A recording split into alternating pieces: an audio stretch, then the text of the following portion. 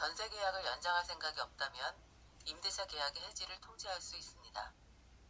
계약기간 만료 전 6개월부터 2개월 전까지 임대차 계약의 해지 통지를 할 수 있습니다.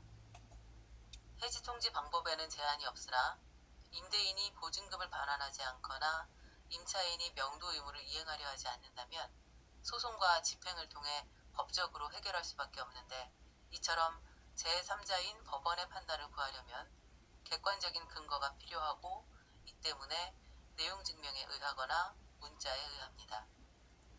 다만 해지 통지 내용 증명은 해지 통지의 요건을 갖추었다면 상대방 측에 도달한 것만으로 통지의 효력이 있지만, 문자는 그 도달 여부를 알 수 없기 때문에 단문자가 필요합니다. 해지 통지 내용 증명이 도달하지 않는 경우 전세계약서와 반송된 내용 증명을 지참해서 가까운 동사무소에 방문하면 임대인의 주민등록 초본을 발급받을 수 있고, 발급받은 초본상 주소로 재차 내용 증명을 보냈으나 반송된다면 이때에는 법원에 공시송달을 신청할 수 있고, 공시송달에 의해 송달한 것으로 봅니다. 임대차 계약이 해지되었으나 임대인이 이런저런 이유로 보증금을 반환하지 못하는 상황에서 임차인이 이사를 가야 할 상황이라면 확정일자와 대항력의 유지를 위해 이에 가름할 임차권 등기 명령을 신청할 수 있습니다. 전세보증금 보험, 임대보증금 보증에 가입하여 보증금 지급을 청구하는 경우에도 계약 해지 효력이 발생한 것을 확인할 근거로 임차권 등기를 요구합니다. 임차권 등기 명령을 신청할 때 가장 주의해야 하는 것은 등기부상 부동산의 표시와 주민등록상 주소의 비교입니다. 아파트 빌라와 같이 각 호별로 구분해서 등기가 되어 있는 집합 건물이면 등기사항 증명서 상단 부동산의 표시를 그대로 기재하면 되기 때문에 별다른 문제가 발생하지 않습니다. 각 호별로 구분해서 등기가 되어 있지 않은 다가구 건물의 경우에는 임차 부분이 공시되지 않기 때문에 이를 특정하기 위해 도면을 첨부해야 합니다. 보증금을 반환받지 못하면 보증금을 반환받기 위해 법적 절차를 진행하는데, 궁극적으로는 현금화에 의해 내 손에 보증금을 현금으로 확보하는 것을 목표로 합니다. 즉, 경매 신청을 해서 경매에서 매각이 되면 매각대금에서 배당을 받는 것입니다. 경매 신청을 하려면 집행을 할 수 있는 근거가 있어야 하는데, 이를 집행권원이라고 하고, 집행권원에는 대표적으로 판결문이 있습니다.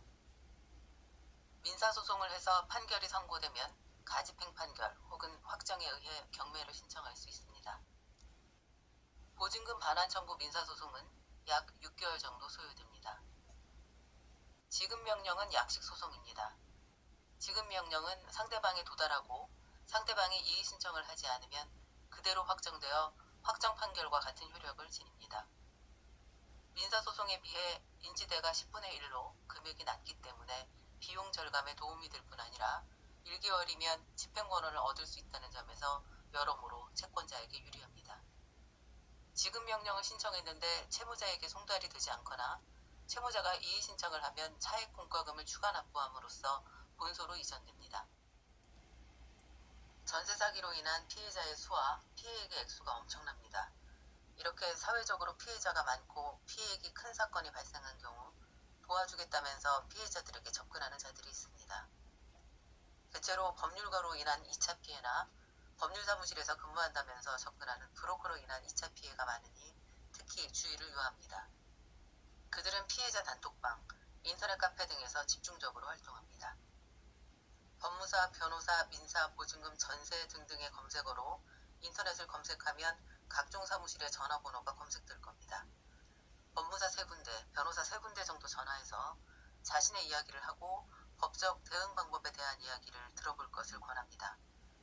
스스로의 기준이 필요합니다.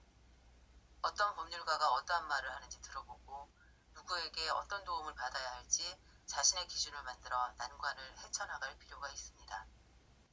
참고로 다른 소송도 마찬가지지만 보증금 반환 청구 소송에서 성공보수를 요구하는 것은 잘못된 것이므로 성공보수를 요구하는 사무실은 주의해야 합니다. 지급명령이나 판결에 의해 집행권원이 확보되면 강제경매를 신청할 수 있습니다. 그런데 1순위 대항력을 가진 임차인이 있는 부동산이 매각되더라도 경매 매수인은 임차인의 보증금을 반환해야 하는 의무가 있으므로 이러한 경매 물건에는 응찰하려고 하는 사람이 없게 됩니다. 따라서 이러한 경우 보통은 임차인 스스로 직접 경매에 응찰하여 매각받으려고 하게 됩니다.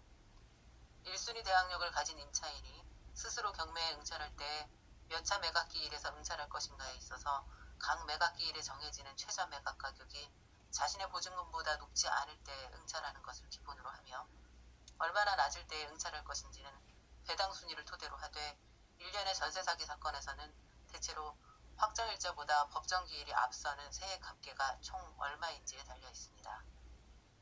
임차인이 응찰하여 낙찰받은 경우 채권자가 경매 매수인이 되는 특별한 경우에 해당하여 경매 매수인이 된 임차인은 특별한 지급 신청에 의해 매각대금 납부와 배당을 상계 처리할 수 있습니다. 배당 요구 종기까지 국세 교부 청구한 내역을 열람해서 임차인의 확정일자보다 법정기일이 앞서는 국세를 출연합니다. 출연한 국세를 합산한 총액이 임차인보다 우선 배당됩니다. 따라서 임대인의 체납세금은 매각대금 범위 내에서 임차인이 법원에 납부해야 합니다. 국세기본법 개정에도 불구하고 보증금 반환을 위한 경매 절차에서 임차인은 자신의 확정일자보다 법정기일이 앞선 임대인의 체납세금을 매각대금 범위 내에서 납부해야 합니다.